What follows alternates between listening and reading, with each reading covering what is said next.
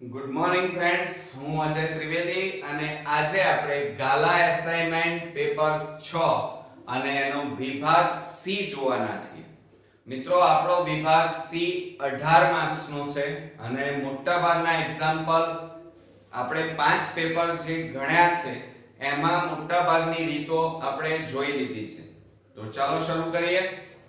આજે 37મા નંબરમાં વિભાગ સી માં એવી દ્વિઘાત બહુપદી મેળવો જેના શૂન્યો 7 વર્ગમૂળમાં 5 અને 7 વર્ગમૂળમાં 5 હોય. હવે આપણને એમ કીધું છે દ્વિઘાત બહુપદી શોધવાની કીધી છે અને શૂન્યો આપણને આપેલા છે. તો જ્યારે આપેલા હોય ત્યારે તમારે સૌપ્રથમ આલ્ફા બરાબર 7 વર્ગમૂળમાં 5 અને બીટા બરાબર 7 વર્ગમૂળમાં 5 લઈ લેવાનું. બરોબર. હવે જ્યારે દ્વિઘાત બહુપદી શોધવાની હોય ત્યારે તમારે આ સૂત્ર યાદ રાખવાનું કે કૌંસમાં x² આલ્ફા પ્લસ બીટા કૌંસ બાદ x બરોબર અને વત્તા આલ્ફા ઇન્ટુ બીટા. આ સૂત્ર ખાસ યાદ રાખજો. આ સૂત્ર જો તમને મોઢે આવડશે તો તમે દ્વિઘાત બહુપદી સરળતાથી બનાવી શકશો.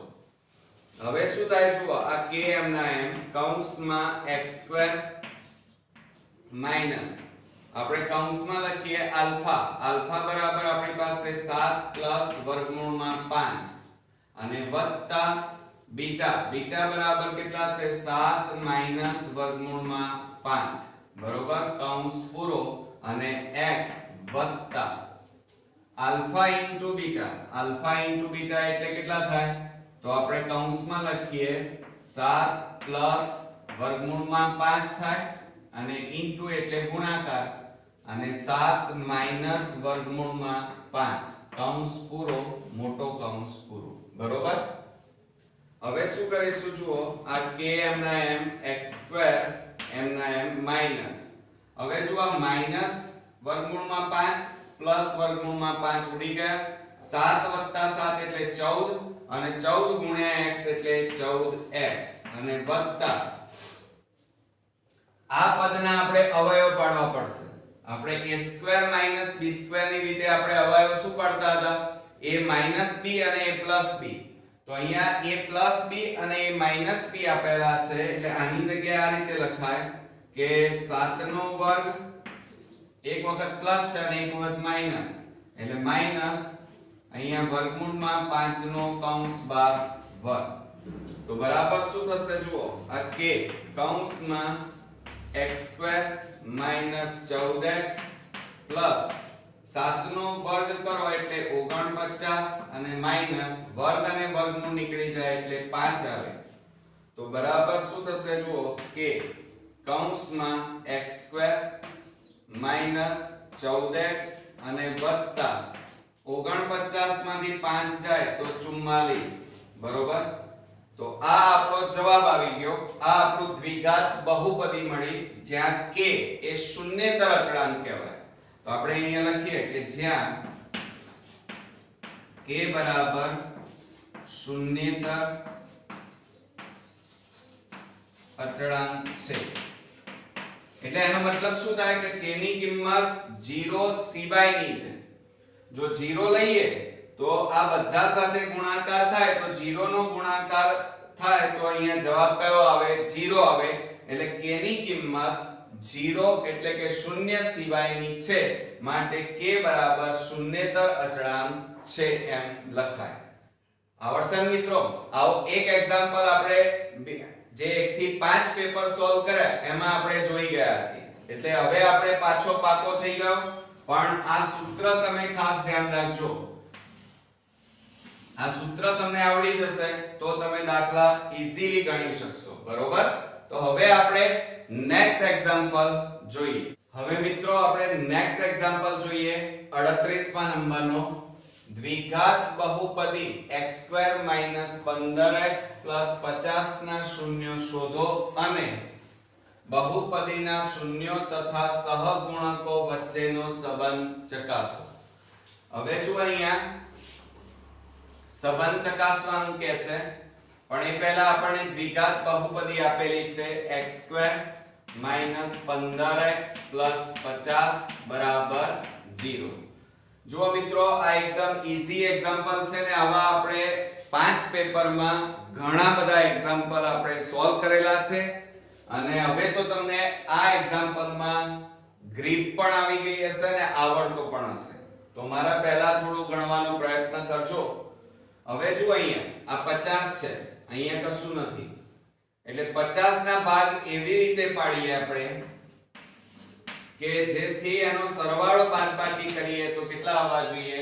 15. તો જુઓ 25 દુ 50 થાય બરોબર, પણ 25 માંથી 25 + 2 કરો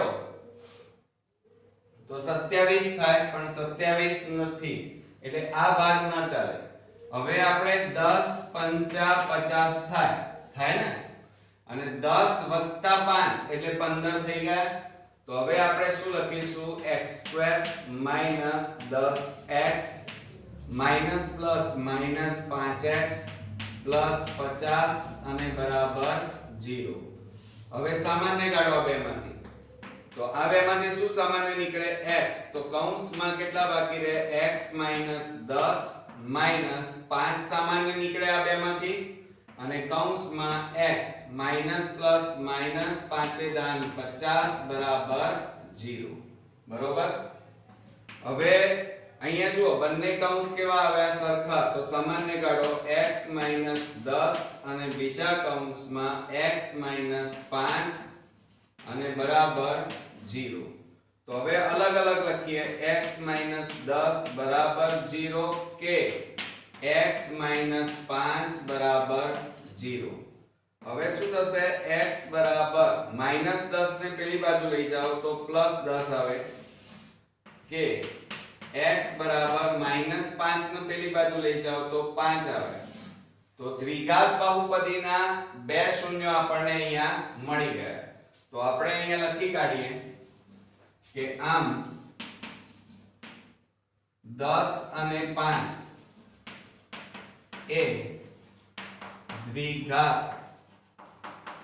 બહુપદીના શૂન્યો છે. બરોબર. એટલે આ અડધો એક્ઝામ્પલ આપણો પૂરો થયો. હવે આપણે શું કરીએ? એમના સહગુણકો વચ્ચેનો સંબંધ ચકાસીએ. તો સૌપ્રથમ પહેલા લઈએ શૂન્યનો સરવાળો. આ યાદ જ રાખવાનું આ સ્ટેપ. હવે આપણે સાદી રીતે કરીએ તો શૂન્યો આપણા કયા કયા છે? 10 અને 5, એમનો સરવાળો કરવાનો. તો 10 + 5 બરાબર 15 થઈ ગયું. હવે એ જ રીતે આપણે સૂત્રની મદદથી કરીએ તો શૂન્યનો સરવાળો બરાબર શું સૂત્ર થશે? -b/a બરાબર માઈનસ.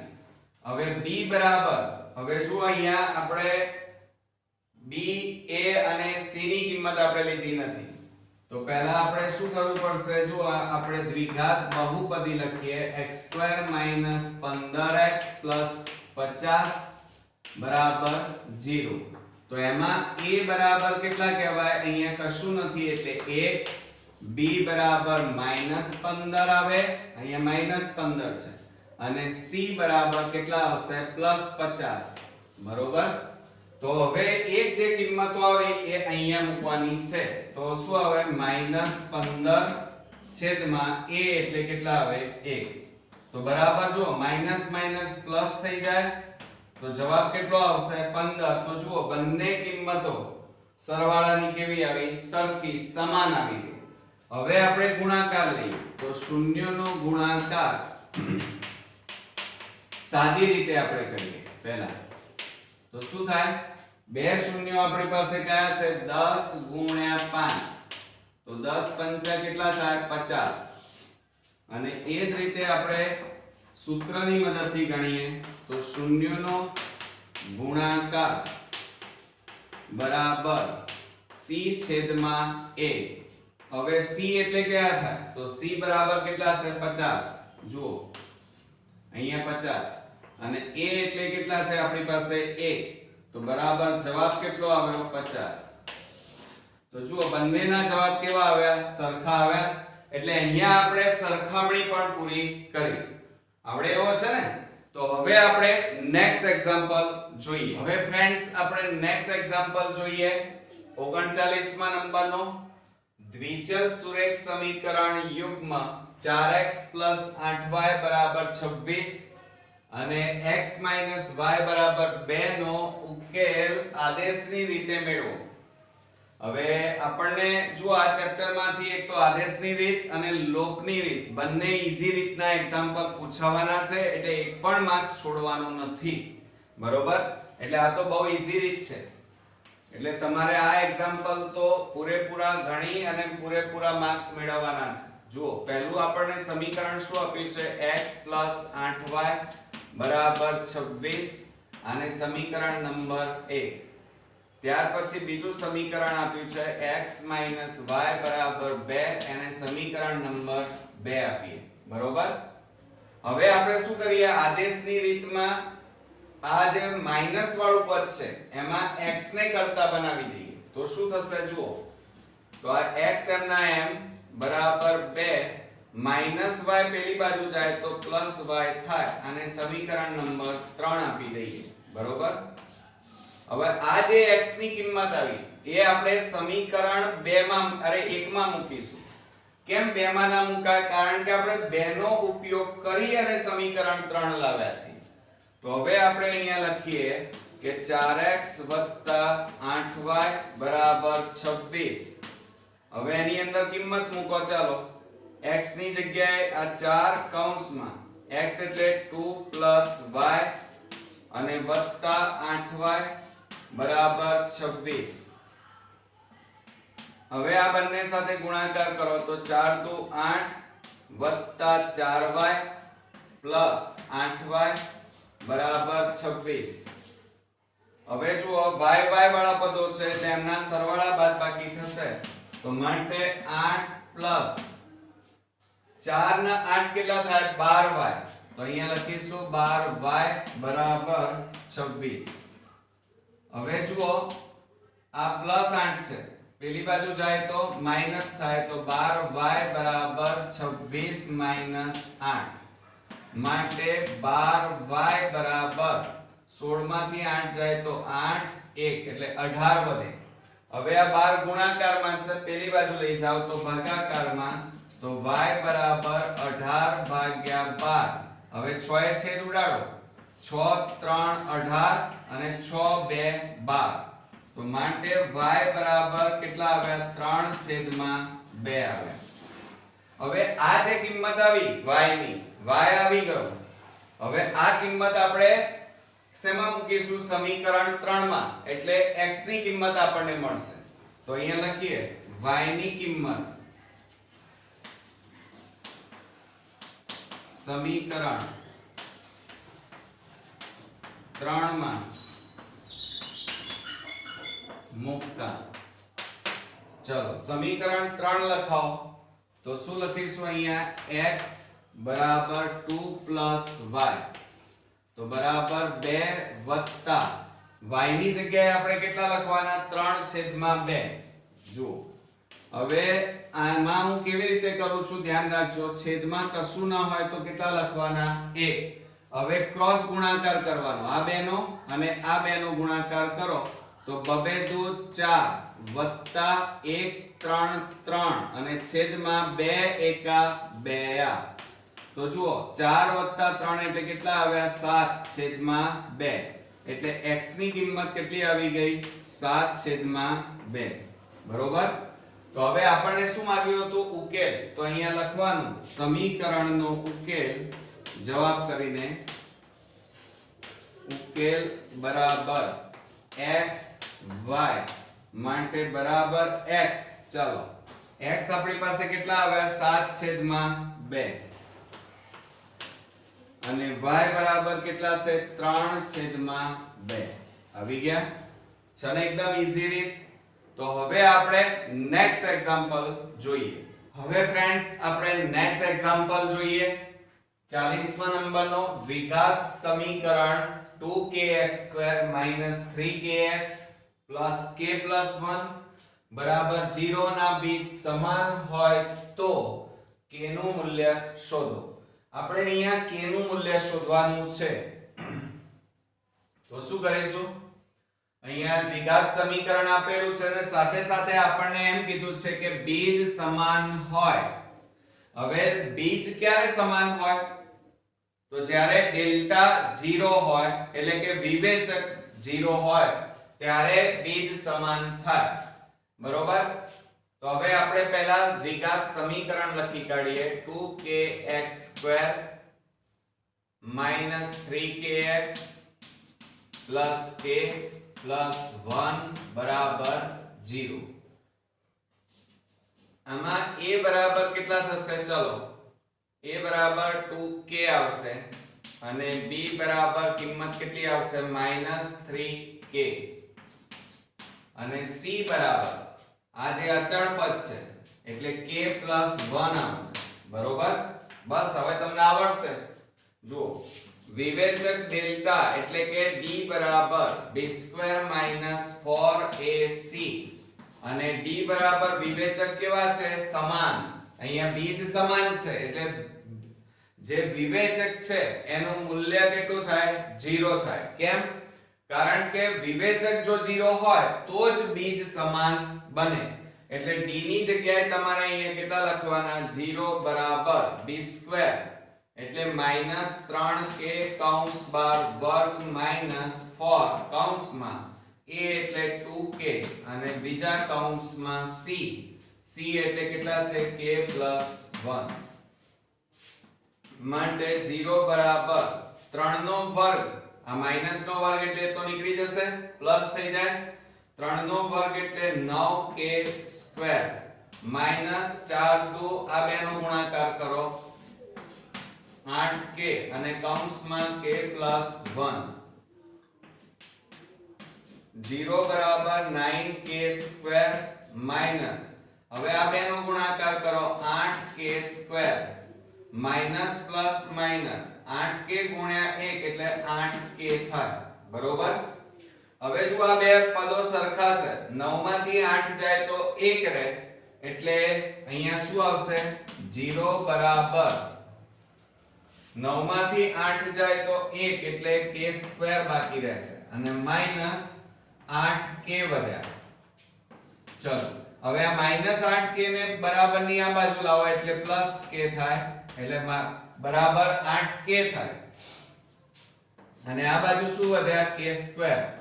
જોજો હવે આ k ગુણાકારમાં છે બરાબર ની આ બાજુ લઈ જાઓ તો બરાબર k² એટલે k ગુણ્યા k અને છેદમાં આ જો ગુણાકારમાં છે એટલે આ બાજુ લઈ જાઓ એટલે નીચે છેદમાં જતા રહે k ઉડી જાય માટે k બરાબર આપણો જવાબ આવી ગયો. k ની કિંમત આવી 8. છે ને એકદમ ઈઝી. પણ અહીંયા ખાસ ધ્યાન રાખજો કે બીજ સમાન કીધા હોય ત્યારે વિવેચક હંમેશા 0 હોય.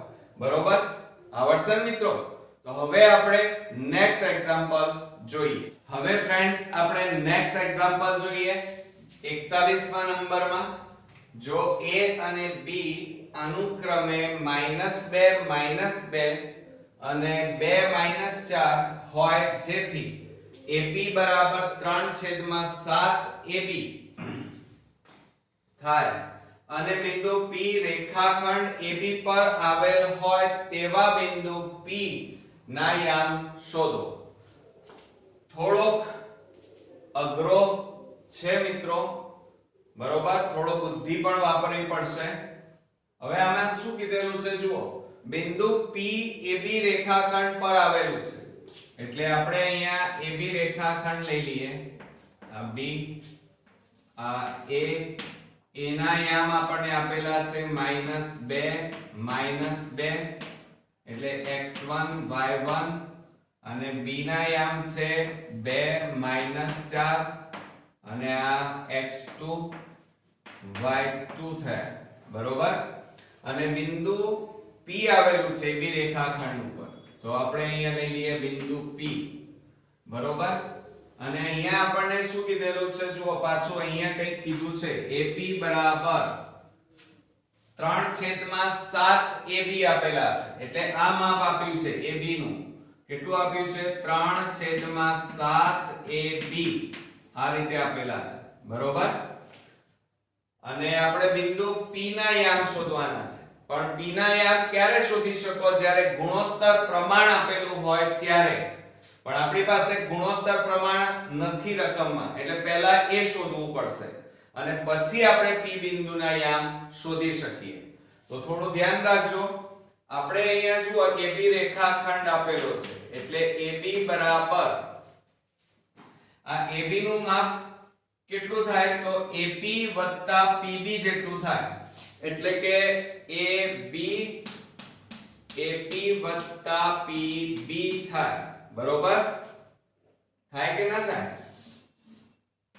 આ રીતે એટલે AB બરાબર AP PB AB નું માપ AP PB જેટલું થાય હવે આમાં કિંમતો મૂકી દઈએ જુઓ AB બરાબર ચાલો હવે અહીંયા AP નું માપ આપ્યું છે કેટલું આપ્યું છે 3/7 AB એ અહીંયા મૂકી દો AP ની જગ્યાએ તો 3/7 AB PB બરોબર હવે આ AB છે તો આ AB ને આખા પદને બરાબરની આ બાજુ લઈ જાઓ તો માઈનસ થઈ જાય તો AB -3/7 AB થાય અને બરાબર આ બાજુ PB ને કરતા બનાવે હવે અહીંયા છેદમાં કશું નથી જુઓ સમજો જરા તો માટે શું થશે આ 7 આની સાથે ગુણાઈ જાય એટલે 7AB -3AB એમના એમ અને છેદમાં કેટલા આવશે 7 બરાબર PB માટે PB બરાબર જોજો 7 માંથી 3 જાય તો 4AB અને છેદમાં કેટલા આવશે 7 એટલે આ PB નું માપ આપણી પાસે આવ્યું 4AB છેદમાં 7 હવે આપણે શું કરીએ તો જુઓ આ AP જેમ PB લઈએ એટલે કે ગુણોત્તર પ્રમાણ આપણે શોધવો છે તો શું લખાય AP છેદમાં PB લખાય બરોબર હવે AP નું માપ કેટલું થાય AP બરાબર આપણને આપેલા છે 3/7 AB આપેલા છે તો એ અહીંયા મૂકી દઈએ 3/7 AB અને છેદમાં PB નું માપ કેટલું છે તો જુઓ 4AB 4/7 AB હવે જુઓ આ AB ઉડી ગયા આ 7 છે અહીંયા પણ છેદમાં હોય એટલે એ પણ ઉડી જાય તો બરાબર કેટલા આવ્યા 3/4 એટલે AP જેમ PB એટલે આ રીતે લખાય હવે કે આ AP છેદમાં PB એટલે AP જેમ PB બરાબર 3/4 એટલે 3/4 કહેવાય આ આપણને ગુણોત્તર પ્રમાણ અહીંયા મળી ગયો એટલે આ M1 કહેવાય જ્યારે આ શું કહેવાય M2 કહેવાય બરોબર હવે આપણે યામ શોધી શકીશું P બિંદુના એટલે પહેલા આપણે વિભાજનના સૂત્રની મદદથી આપણે ગણતરી કરીએ તો x યામ લખીએ તો x યામ બરાબર શું લખીશું x યામનું સૂત્ર શું થાય તો m1x2 m2 x1 છેદમાં m1 m2 હવે કિંમતો મૂકીએ ચાલો m1 એટલે કેટલા છે 3 અને x2 બરાબર અહીંયા જો આ રહ્યા 2 વત્તા m2 એટલે 4 અને x1 એટલે અહીંયા જોવાનું -2 અને છેદમાં m1 m2 એટલે 3 4 તો બરાબર શું થશે જુઓ 3 દુ 6 પ્લસ માઈનસ માઈનસ 4 દુ 8 છેદમાં 3 4 એટલે 7 અને બાદબાકી કરો આ બંનેની તો 8 માંથી 6 જાય તો 2 રહે પણ મોટી સંખ્યા આગળ માઈનસ એટલે x યામ આપણને મળશે -2 છેદમાં 7 બરોબર એટલે આ આપણો પહેલો યામ આવ્યો -2 છેદમાં 7 હવે આપણે y યામ લઈ લઈએ ચલો કે y યામ બરાબર m1 y2 વત્તા m2 y1 છેદમાં m1 વત્તા m2. આ સૂત્ર તમને આવડતું હોય તો તમે ઈઝીલી ગણી શકશો.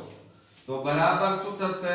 m1 એટલે 3, પછી y2 એટલે કેટલા છે? -4 વત્તા m2 એટલે 4 અને y1 એટલે -2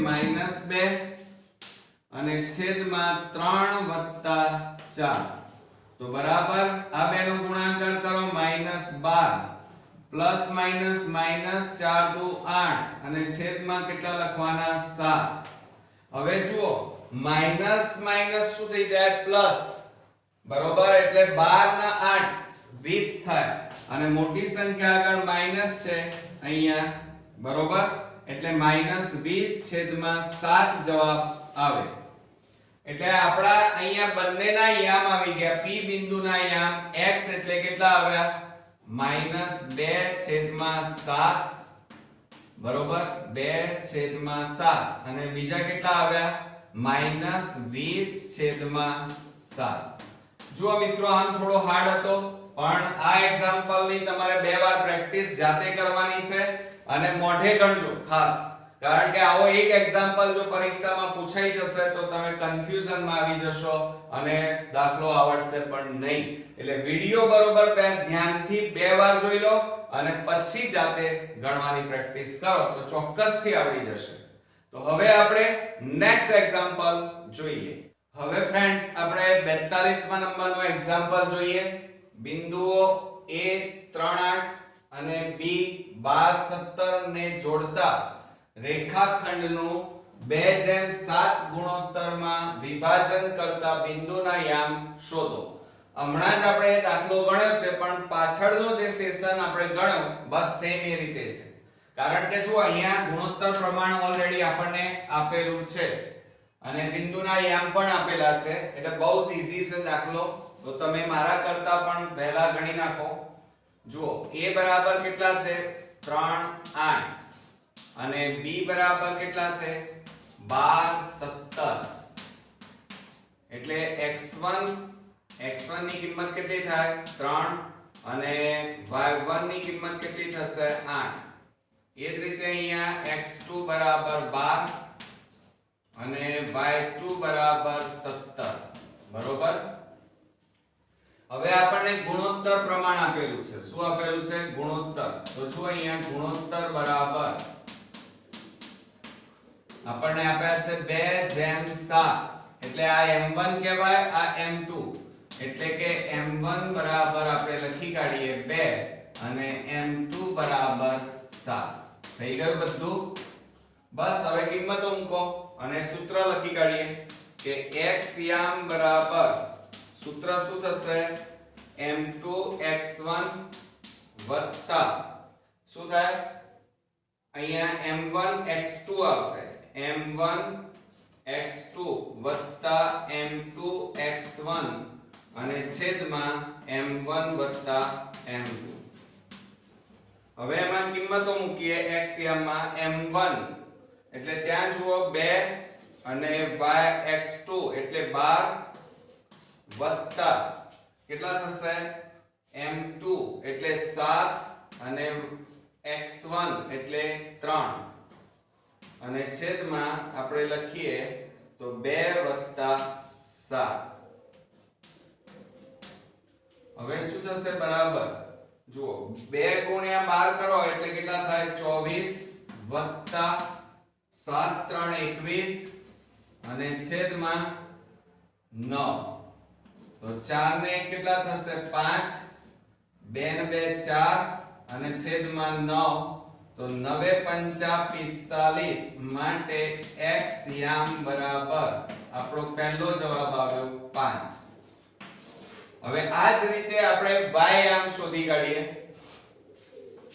તો y યામ બરાબર m1 y1 અહીંયા m1 y2 વત્તા m2 y1 છેદમાં m1 વત્તા m2.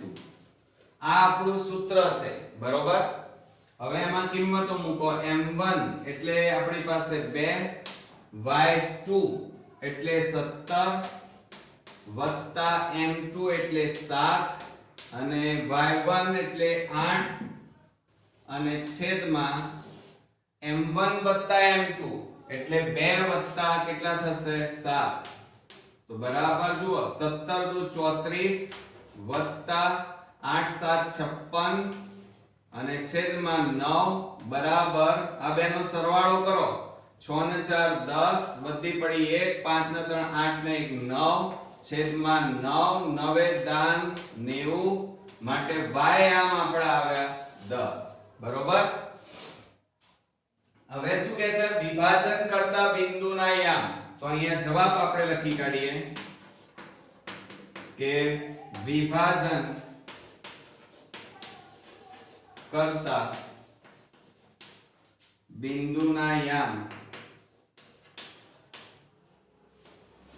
બરાબર કેટલા છે તો x યામ કેટલા આવ્યા x એટલે અહીંયા લખી કાઢીએ xy બરાબર x એટલે 5 આવ્યા અને y એટલે 10 છે ને એકદમ મિત્રો ઈઝી એટલે આ એક્ઝામ્પલમાં આપણે પૂરેપૂરા માર્ક્સ મેળવવા જ પડશે કેમ કારણ કે આવો એક્ઝામ્પલ જો બોર્ડમાં પૂછાઈ જાય તો એક પણ માર્ક્સ તમારે કપાવવો ન જોઈએ બરોબર તો હવે આપણે નેક્સ્ટ એક્ઝામ્પલ જોઈએ હવે ફ્રેન્ડ્સ આપણે નેક્સ્ટ એક્ઝામ્પલ જોઈએ 43મા નંબરનો તીરંદાજીનું લક્ષ્ય આકૃતિમાં બતાવ્યા મુજબના ત્રણ સમકેન્દ્રીય એટલે કે જેનું કેન્દ્ર એક જ હોય એવા ત્રણ સમકેન્દ્રીય વર્તુળો દ્વારા બનાવેલ છે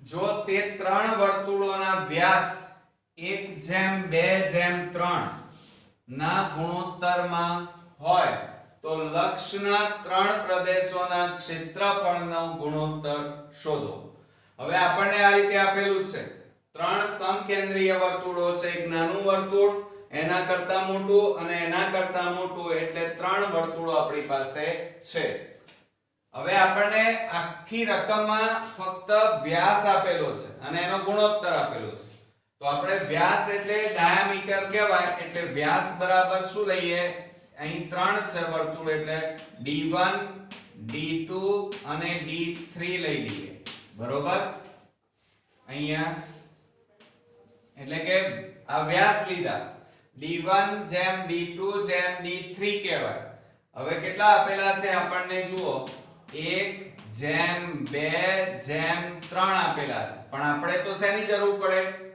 વર્તુળના ક્ષેત્રફળમાં ત્રિજ્યાની જરૂર પડે એટલે ત્રિજ્યા માટે આપણે શું લખીએ r1 જેમ r2 જેમ r3 બરોબર એટલે ત્રિજ્યા કરતા વ્યાસ હંમેશા કેવો હોય જુઓ એટલે ત્રિજ્યા શોધવી હોય તો ત્રિજ્યા હંમેશા વ્યાસ કરતા કેવી હોય અડધી હોય એટલે 1 ને 2 વડે ભાગવા પડે આ 2 ને 2 વડે ભાગો કારણ કે અડધી હોય ને એટલે ત્રિજ્યા બરાબર વ્યાસ ભાગ્યા 2 એટલે 3/2 આ 2 ઉડી ગયા તો માટે અહીંયા જુઓ 1/2 જેમ અહીંયા કેટલા વધ્યા 1 અને અહીંયા કેટલા વધ્યા 3/2 બસ હવે આપણી પાસે ત્રિજ્યાઓ ત્રણેય વર્તુળની આવી ગઈ છે બરોબર હવે આપણે ત્રણેય વર્તુળોના પ્રદેશોના ક્ષેત્રફળ શોધી કાઢીએ તો આપણે અહીંયા લખીએ જો આપણી પાસે આ સૌથી અંદરનું નાનું વર્તુળ છે એનું શોધીએ તો પહેલા આપણે લખીએ કે સૌથી અંદરના પ્રદેશનું ક્ષેત્રફળ બરાબર સૂત્ર શું થાય વર્તુળના ક્ષેત્રફળનું પાઈ r સ્ક્વેર પણ અહીંયા ત્રણ વર્તુળ છે એટલે આ સૌથી અંદરનું છે એટલે r1 લખીએ અને એનો વર્ગ તો બરાબર શું થશે જો પાઈ તો રવા દો એમના એમ પાઈ એમના એમ ગુણ્યા r1 હવે જો અહીંયા r1 કેટલા છે 1/2 છેદમાં 2 કૌંસ બાર વર્ગ બરાબર પાઈ ગુણ્યા 1 છેદમાં કેટલા આવે 4 માટે બરાબર 1/4 પાઈ સેમી સ્ક્વેર આવે એમ કહેવાય. હવે જો આપણને સેમી કે એવું કંઈ આપેલું નથી, આપ્યું છે ના, તો આપણે અહીંયા એકમ લખીએ 1/4 પાઈ એકમ. જ્યારે આપણને કોઈ એકમ ન આપ્યા હોય એટલે કે સેમી, મીટર આવું ન આપેલું હોય ત્યારે અહીંયા એકમ એકલું લખો તો પણ ચાલે. આ સૌથી અંદરના પ્રદેશનું ક્ષેત્રફળ શોધ્યું. હવે આપણે સૌથી બહારનો બીજા નંબરના પ્રદેશનું ક્ષેત્રફળ એટલે કે વચ્ચેના પ્રદેશનું ક્ષેત્રફળ શોધવાનું છે. બરોબર? તો આપણે અહીંયા લખીએ સૌથી એટલે કે મધ્ય ભાગનું ક્ષેત્રફળ બરાબર. હવે શું કરવાનું તમારે? જુઓ, આ વચ્ચેનો પ્રદેશ છે એટલે વચ્ચેના ભાગનું ક્ષેત્રફળ પણ લખાય. મધ્ય ભાગની જગ્યાએ તમે વચ્ચેના પ્રદેશનું ક્ષેત્રફળ પણ લખી શકો. તો આ જે ક્ષેત્રફળ છે એ લખવાનું. આનું ક્ષેત્રફળ કેટલું થાય? એમાંથી આ નાનું ક્ષેત્રફળ તમારે બાદ કરી દેવાનું એટલે આ જે મેં ઘાટું કર્યું છે એ ભાગનું ક્ષેત્રફળ આવી જાય. આની જરૂર છે આપણે. એટલે મોટા ક્ષેત્રફળમાંથી બીજા નંબરનું છે. જુઓ, આ R1 કહેવાય, આ R2 કહેવાય અને આ R3 કહેવાય. એટલે R2 માંથી R1 બાદ કરો એટલે મોટા ક્ષેત્રફળમાંથી નાનું ક્ષેત્રફળ બાદ કરવાનું છે. તો કયું આવશે? પાઈ R2 સ્ક્વેર માઈનસ પાઈ R1 સ્ક્વેર બરાબર. હવે જુઓ, પાઈ R2 અહીંયા જુઓ R2 બરાબર કેટલા છે? ત્રિજ્યા 1 એટલે 1 નો વર્ગ ઓછા પાઈ કૌંસમાં R1. R1 એટલે કેટલા છે? 1/2. બરોબર? તો અહીંયા લખીએ 1/2 નો વર્ગ. તો બરાબર જુઓ, 1 નો વર્ગ 1 અને પાઈ એટલે પાઈ જ રહે. અહીંયા 1/4 આવે, કૌંસ છોડી દો તો 1/4 પાઈ આવે. બરોબર? હવે લસા કેટલો આવે? 4. તો આ 4 અહીંયા ગુણાઈ જાય એટલે 4 પાઈ માઈનસ 4 ઉડી જાય એટલે પાઈ બરાબર. જુઓ, 4 પાઈ માંથી 1 જાય એટલે 3 પાઈ છેદમાં 4 માટે પાઈ અને 3/4 આટલા એકમ આવે. 3/4 પાઈ એકમ આવી ગયું. બરોબર? તમે આને આગળ લખો, પાઈને પાછળ લખો, વસ્તુ એકની એક જ છે.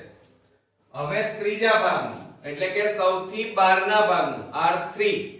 તો સૌથી મોટા પ્રદેશનું ક્ષેત્રફળમાંથી વચ્ચેનો જે પ્રદેશ છે બાદ કરી નાખો. બરોબર? તો શું લખીશું? સૌથી બહારના પ્રદેશનું ક્ષેત્રફળ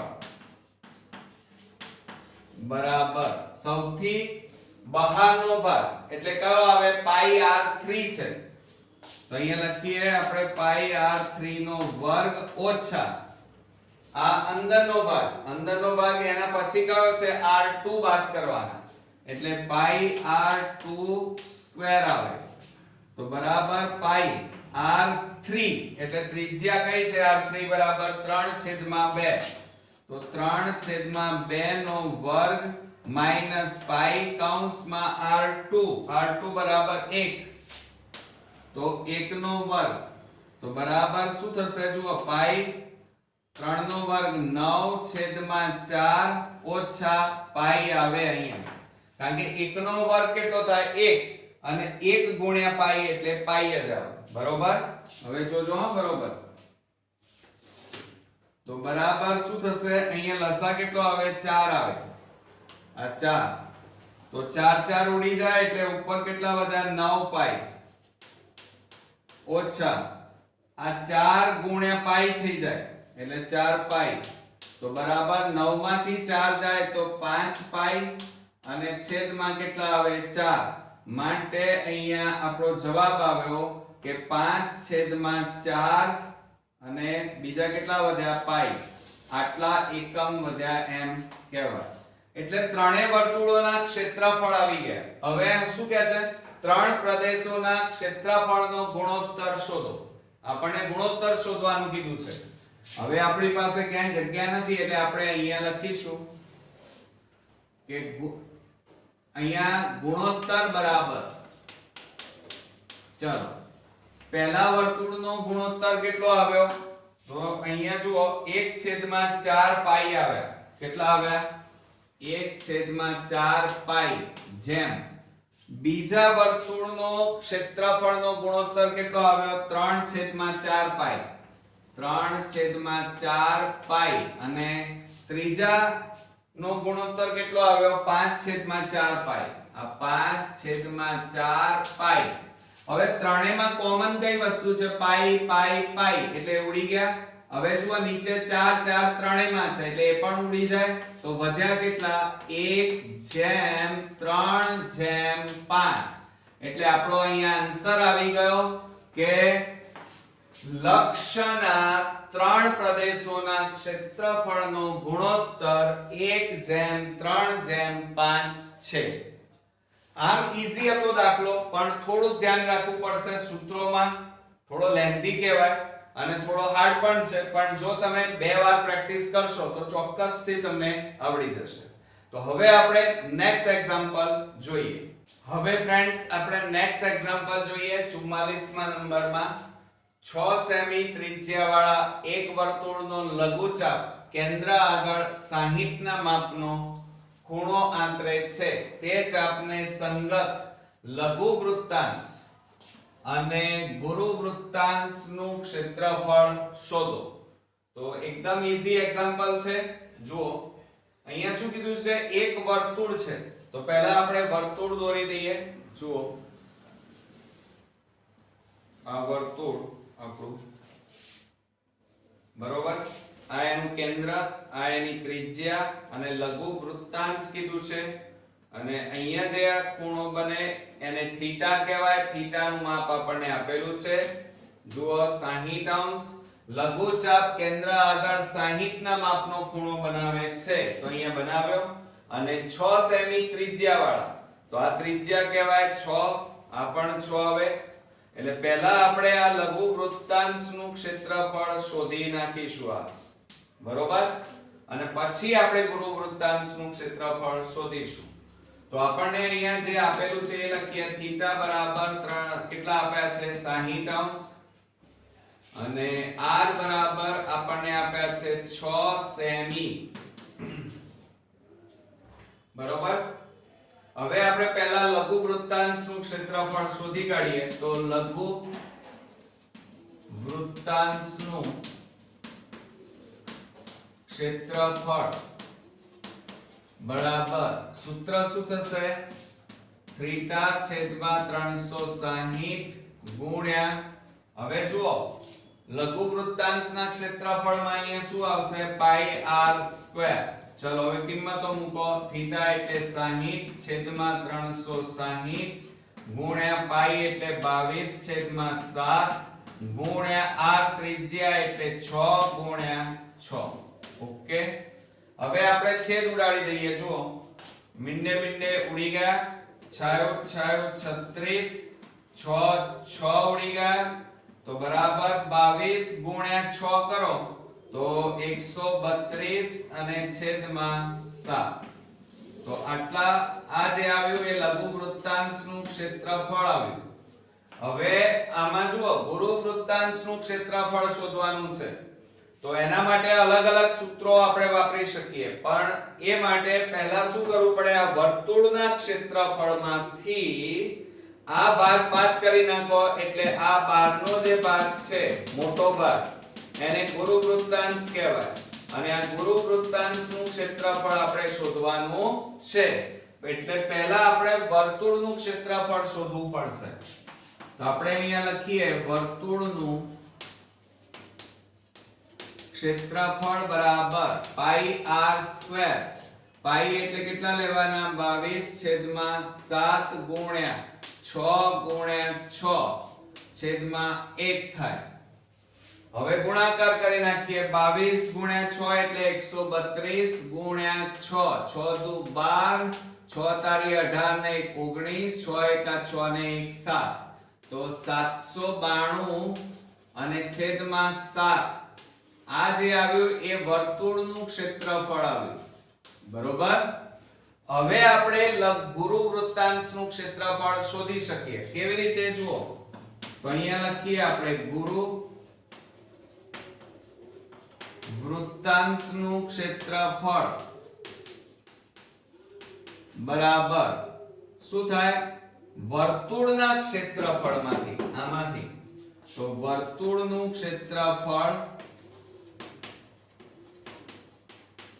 માઈનસ એમાંથી આ ક્ષેત્રફળ બાદ કરો એટલે કે લઘુ વૃત્તાંશનું ક્ષેત્રફળ બાદ કરવું પડે. તો લઘુ વૃત્તાંશનું ક્ષેત્રફળ તો બરાબર શું થશે? વર્તુળનું ક્ષેત્રફળ 792/7 ઓછા લઘુ વૃત્તાંશનું ક્ષેત્રફળ કેટલું આવ્યું? 132/7 તો બરાબર લસા કેટલો આવે? બંનેમાં 7 છે એટલે એક વખત, અને ઉપર કેટલા વધે? 792 છેદ સરખા છે એટલે ઓછા 132. તો બરાબર જો આ બંનેની બાદબાકી કરો, 2 માંથી 2 જાય તો 0, 9 માંથી 3 જાય તો 6, 7 માંથી 1 જાય તો 6 અને છેદમાં કેટલા વધ્યા? 7. એટલે ગુરુ વૃત્તાંશનું ક્ષેત્રફળ આવી ગયું 660/7 સેમી સ્ક્વેર. છે ને એકદમ ઈઝી. તો હવે આપણે નેક્સ્ટ એક્ઝામ્પલ જોઈએ. હવે ફ્રેન્ડ્સ આ વિભાગનો આપણે લાસ્ટ એક્ઝામ્પલ જોઈએ અને એ છે 45મા નંબરમાં સંભાવનાનો દાખલો છે. સરખી રીતે ચેપેલા 52 પત્તાના ઢગમાંથી એક પત્તું પસંદ કરવામાં આવે છે. તે પત્તું 1 નંબર સત્તો હોય, 2 નંબર કાળીનું હોય, 3 નંબર કાળા રંગનું હોય. તેની સંભાવના શોધો. હવે જો અહીં આપણે 52 પત્તા કીધા છે, બરોબર. તો બે લાઈનો તો આપણે પહેલા લખી કાઢીશું કે અહીં પત્તાની કુલ સંખ્યા, અહીં પત્તાની કુલ સંખ્યા બરાબર 52 છે. માટે શું થાય કે સંભાવના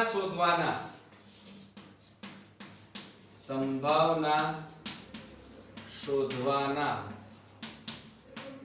પરિણામની કુલ સંખ્યા બરાબર 52 થાય, બરોબર. આ બે લાઈનો તો તમારે દરેક સંભાવનાના દાખલામાં લખી કાઢવાની. હવે આપણે પહેલો જોઈએ 1 નંબર. ઘટના A બરાબર શું કહે છે? તે પત્તું સત્તો હોય. ચલો હવે સત્તા કેટલા હોય? સામાન્ય રીતે આપણે જાણીએ છીએ કે પત્તાની આખી કેટમાં સત્તા જેમ એકા કેટલા હોય? 4, ફલ્લઈ, કાળી, ચરકટ, લાલ. એમ બાદશાહ કેટલા હોય? 4. તો સત્તા કેટલા હોય? 4 હોય, બરોબર. તો આપણે અહીંયા લખીએ માટે ઘટના A થવાના પરિણામની સંખ્યા બરાબર 4. કેમ? કારણ કે પત્તાની કેટમાં 4 સત્તા હોય. તો માટે અહીંયા લખીએ પ્રોબેબિલિટી ઓફ A બરાબર 4 છેદમાં કુલ પરિણામની સંખ્યા 52 છે. હવે છેદ ઉડાડી દો તો 13 4 52 થાય તો બરાબર 1 છેદમાં 13 જવાબ આવે, બરોબર. હવે આપણે બીજો જોઈએ. બીજામાં કાળીનું હોય તો આપણે અહીંયા લખીએ 2 નંબર. ઘટના B બરાબર તે પત્તું કાળીનું હોય. જોજો કાળીનું કીધું છે, ફલ્લઈ કે એ રીતે નથી કીધું આપણને. તો આખા કેટમાં કાળીના પત્તા કુલ કેટલા? એટલે એમાં આપણે કાળી પણ આવી જાય અને ફલ્લઈ પણ આવી જાય, બરોબર. તો કુલ કેટલા હોય? ફલ્લઈના 13 પત્તા, ચરકટના 13 અને અહીંયા કાળીના પૂછે છે તો કાળીના કુલ પત્તા કેટલા હોય? 13 પત્તા હોય. કેટલા પત્તા હોય? કારણ કે જો 13 પત્તા કાળીના, 13 ફલ્લઈ, 13 લાલ, 13 ચરકટના, એટલે 13 4 52 થયા. તો અહીંયા શું પૂછ્યું છે? તે પત્તું કાળીનું હોય. તો અહીંયા લખીએ આપણે કે ઘટના બી થવાના પરિણામની સંખ્યા બરાબર 13 માટે પ્રોબેબિલિટી ઓફ b બરાબર 13 ભાગ્યા કેટલા આવે? 52. બધામાં છેદમાં કેટલા આવશે? 52. હવે છેદ ઉડાડી દો. 13 4 52 બરાબર જવાબ આવ્યો 1/4. હવે ત્રીજા નંબરમાં જોઈએ, ઘટના c લઈએ.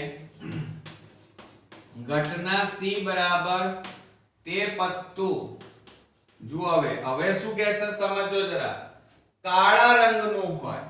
જોજો શબ્દોની મારામારી છે. કાળા રંગનું હોય, બરોબર. તો અહીંયા શું લખીશું? ઘટના c થવાના પરિણામની સંખ્યા બરાબર. ચલો હવે કાળા રંગનું કીધું છે, ક્લેરી નથી કર્યું. અહીંયા જો કાળી કીધું તું. કાળી વસ્તુ અલગ છે, કાળા રંગનું અલગ છે. કાળા રંગના જો કાળીનું પત્તું એ કાળા રંગનું હોય અને ફલ્લઈનું પત્તું પણ કાળા રંગનું હોય. એટલે ફલ્લઈના કુલ કેટલા પત્તા? 13 અને કાળીના 13. એટલે કુલ કાળા રંગના પત્તા આખી કેટમાં કુલ કેટલા હોય? 26 હોય. 13 + 13 એટલે 26 થાય. બરોબર. તો માટે અહીંયા લખીએ પ્રોબેબિલિટી ઓફ c બરાબર 26/52. તો છેદ ઉડાડો. 26 * 52 થાય. માટે 1/ આપણો જવાબ આવ્યો 2. તો આ હતો આપણો સંભાવનાનો દાખલો. મોટા ભાગે સંભાવનાના તો બહુ ઈઝી દાખલા હોય છે અને તમને આવડશે પણ ખરા. તો મિત્રો આ હતો આપણે ચેપ્ટર એટલે કે આપણું જે ગાલા એસાઇનમેન્ટ છે પેપર 6 એનો વિભાગ C આપણે પૂરો કર્યો છે. બરોબર. હવે આપણો એક વિડિયો આવશે અને એ છે વિભાગ D, અને પછી આપણું આખું ગાલા એસાઇનમેન્ટ અહીંયા સંપૂર્ણપણે પૂરું થશે. પણ મિત્રો આપણે તેમ છતાં પણ નવી વસ્તુઓ સાથે પાછા મળતા પણ રહીશું. તો નેક્સ્ટ વિડિયોમાં વિભાગ D સાથે ફરી મળીએ છીએ. ત્યાં સુધી ગુડ નાઈટ મિત્રો.